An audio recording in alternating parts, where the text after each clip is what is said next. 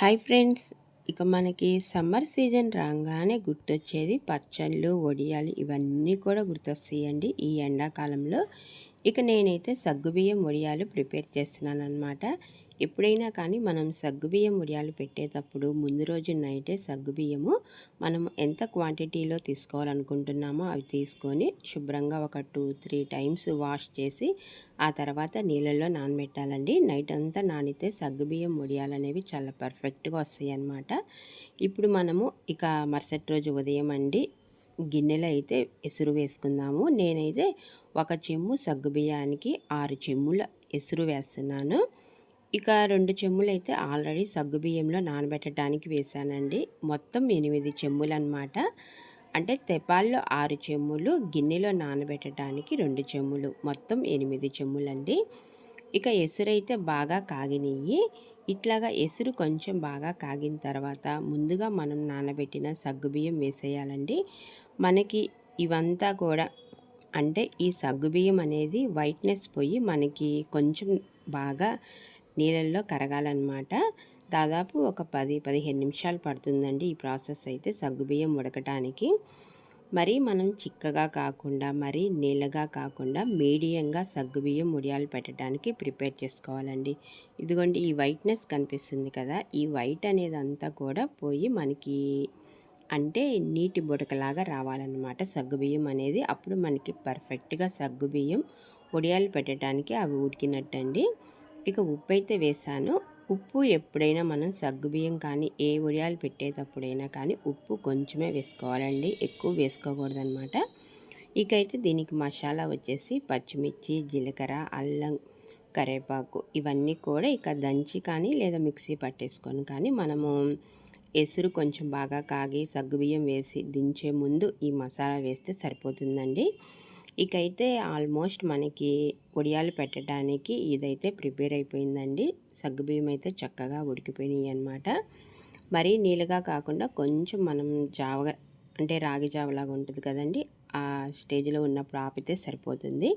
ఎప్పుడైనా కానీ మనము సగ్గుబియ్యం వడియాలు పెట్టేటప్పుడు పూర్తిగా చల్లారనివ్వాలండి. నేనైతే ఒక 2 నిమిషాలు చల్లారిన తర్వాత ఇక డాబా మీదకు తీసుకువెళ్ళి జిలుగు కవర్ల మీద ఎప్పుడైనా మనం సగ్గుబియ్యం వడియాలు పెట్టేటప్పుడు చీరల మీద, కాటన్ చీరల మీద ఇవన్నీ కాకుండా జిలుగు కవర్ల మీద పెడితే చాలా బాగుంటుందండి. ఎందుకంటే నేను నా అనుభవంతో చెప్తున్నాను. మేము ఒక కాటన్ శారీ మీద పెడితే సగ్గుబియ్యం వడియాలు పర్ఫెక్ట్గా రాలేదండి.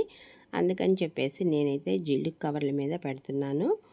మనకి ఇలాగ కవర్స్ మీద అయితే సగ్గుబియ్యం వడియాలు చాలా పర్ఫెక్ట్గా వస్తాయి అన్నమాట. ఇక సగ్గుబియ్యం వడియాలు పెట్టేటప్పుడు మనము తెపాల దించంగానే మనము కవర్ మీద పెట్టకూడదండి. ఒక 2 నిమిషాలు మనకి బాగా చల్లారాలన్నమాట. ఆ తర్వాతే మనం వడియాలు పెట్టుకోవాలి. అప్పుడే మనకి పర్ఫెక్ట్గా సగ్గుబియ్యం వడియాలు అనేవి వస్తాయండి.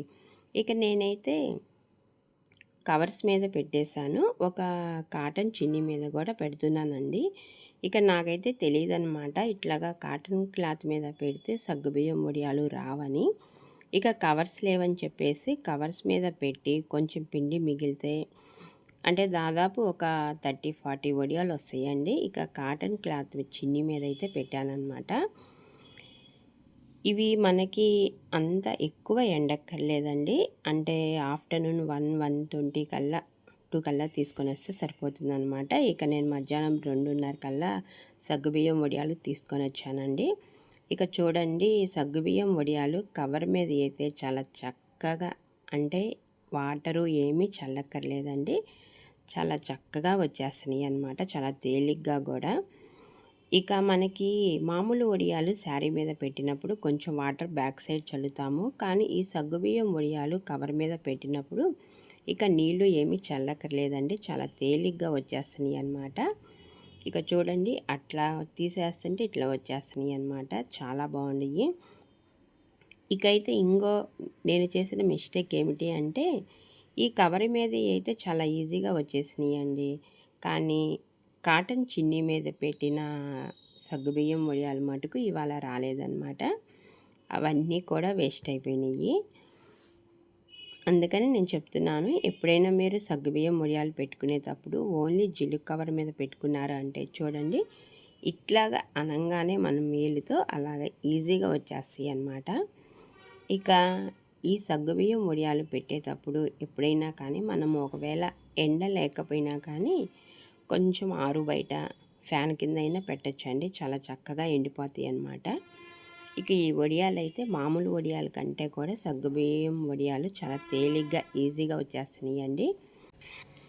ఇక నేనైతే ఈ సగ్గుబియ్యం వడియాలు పెట్టడం ఇదే ఫస్ట్ టైం అండి. ఇక నేను కూడా యూట్యూబ్లో చూసే పెట్టానన్నమాట. కొలతలు ఆ ప్రాసెస్ అంతా కూడా.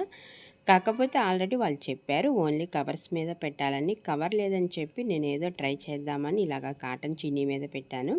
కానీ అట్టర్ ఫ్లాప్ అయిందండి, రాలేదన్నమాట. అందుకని మీరు ఎప్పుడైనా సగ్గుబియ్యం వడియాలు పెట్టేటప్పుడు ఓన్లీ జిల్లు కవర్ మీదే పెట్టండి. ఇట్లాగా కాటన్ వాటి మీద ట్రై చేసినా కానీ అంత పర్ఫెక్ట్గా రావన్నమాట.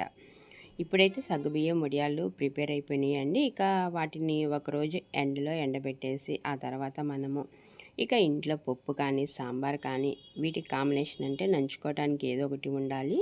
ఎందుకంటే సగ్గుబియ్యం వడియాలు ఫ్రై చేసుకుంటే సూపర్గా ఉంటుందన్నమాట. ఇక మనము వడియాలు అనగానే ఇయర్కి ఒక్కసారి, అది ఎండాకాలంలోనే పెడతామండి. అందుకని చెప్పేసి మనం చక్కగా టైం స్పెండ్ చేసి ఇట్లాగా ఇంట్లోనే వడియాలు ప్రిపేర్ చేసుకున్నాము అంటే బయట తెచ్చుకోకుండా ఓన్లీ ఒక గ్లాస్ 2 గ్లాసులతోనే మనకి చాలా వడియాలు వచ్చేస్తాయండి. మన చేత్తో మనం వడియాలు ప్రిపేర్ చేసి పెడితే ఇంట్లో వాళ్ళు కూడా చాలా హ్యాపీగా ఉంటారనమాట. ఎక్కువ బయట తెచ్చుకోకుండా మనం ఇంట్లోనే ప్రిపేర్ చేసుకుంటే చాలా బెటర్ అండి. ఇక మనకి తెల్లని పువ్వుల్లాంటి సగ్గుబియ్యం వడియాలైతే ప్రిపేర్ అయిపోయినాయి. ఓకే ఫ్రెండ్స్, ఈ వీడియో మీకు నచ్చినట్లయితే లైక్ చేసి షేర్ చేసి సబ్స్క్రైబ్ చేయండి. మరిన్ని వీడియోస్ కోసం వంటల కోసం మళ్ళా కలుద్దాము.